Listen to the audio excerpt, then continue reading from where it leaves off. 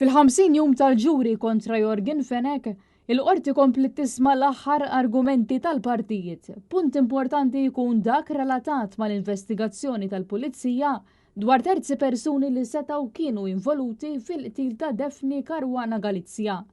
Il-prosekuzzjoni spjegat li l-inkjesta li għandha x'taqsam ma' Jorgen Fenek, Alfred De Giorgio u George De Giorgio hija magħluqa. Iżda l-Pulizija talbet biex terġa' tinfetaħ fil-konfront ta' terzi persuni li setaw kienu wkoll involuti f'dan l-omiċidju brutali ta' Ottubru tal-2017. Il-ġurati ġew assigurati li l-evidenza l-ġdida se tinġabar f'din l-inkjesta la darba reġgħet infetħet. Konferma li hemm nies oħrajn li jinsabu taħt il-lenti. Il-prosekutur enfasizza li anke jekk ikun hemm terzi persuni mdaħlin, dan il-fatt ma jista' qatt jeżonera il-ħtija ta' Jorgen Fenek. Huwa fakkar ukoll il-ġurati li l-ebda investigazzjoni mi perfetta u li dejjem jista' jkun hemm biċċiet neqsin jew żbalji min-naħa tal-law enforcement. Madankollu sosta li l-ġurati għandhom jiddeċiedu fuq il-provi li għandhom qudiemhom. F'dan il-kuntest il-prosekuzzjoni bdiet l-aħħar indirizz tagħha lill-ġurati b'messaġġ ċar. Ħallu l-evidenza tmexxikom. L-avukat Anthony Vella fetaħ ir-replika billi rrefera għal dikjarazzjoni li għamel Jorgen Fenek f'recording fejn qal li ma jista' jmissni ħadd. Inti biss tinkwetani u sosta li l-flus kienu s-saħħa ta' Fenek. Il-prosekuzzjoni komplet targumenta li Jorgen Fenek uża l-flus biex jibqa' jixtri lill-eżekuturi u li biddel il-verżjoni tiegħu fejn kien jaqbel lilu. ċin istieden lill-ġurati sabiex jaraw ir-recording tal-eżami ta' Fenek ħalli jkunu huma stess li evalwaw id-dikjarazzjonijiet tiegħu.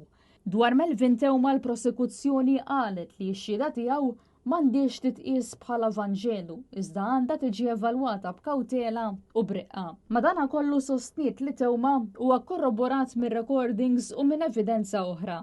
Saħqet ukoll li l-ġurati għandhom iqisu l-attitudni u l-kredibilità tax-xhieda kollha. L-avukat Anthony Vella staqsa lill-ġurati li kieku Fenek ma kellux x'jaqsam mal-qtil kien ximur għand il-pulizija. Minflok skont il-prosekuzzjoni, Fenek baqa' f'kuntatt ma' Tewma u kien involut f'komunikazzjoni dwar l-eżekuturi li kienu fil-ħabs, inkluż diskussjoni dwar tentattiv biex jiddaħħal mobile fil-ħabs. Il-prosekuzzjoni referiet ukoll għal filmat li juri lil Silvio Valletta f'karozza lussuża li kienet ta' Jorgen Fenek, kif ukoll għal komunikazzjoni bejn Fenek u Tewma.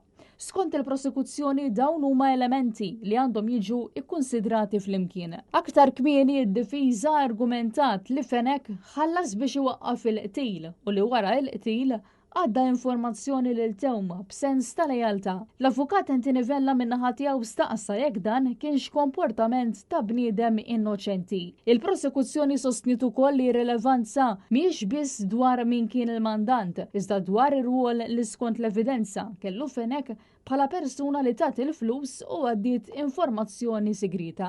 Il-prosekuzzjoni komplet targumenta li Tewma huwa korroborat mill-koħħu u mill-evidenza fil-waqt li l-ġurati ġew mistiedna jqabblu żewġ verżjonijiet ta' Fenek, dik li qal waqt l-eżami tiegħu u dik li tinstema' fir-recordings tiegħu ma' Tewma.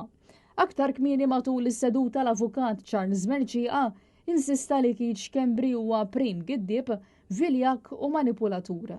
L-eks kummissarju Lawrence Kutajer huwa korrott u Melvin Tewma huwa arċi giddieb fejn staqsa lill-ġurati immaġina tkun maqbut bejn dawn it-tlet persuni. Dan ir-raġel ħallas qares għax minn għalih li kien qed jgħin lil sieħbu.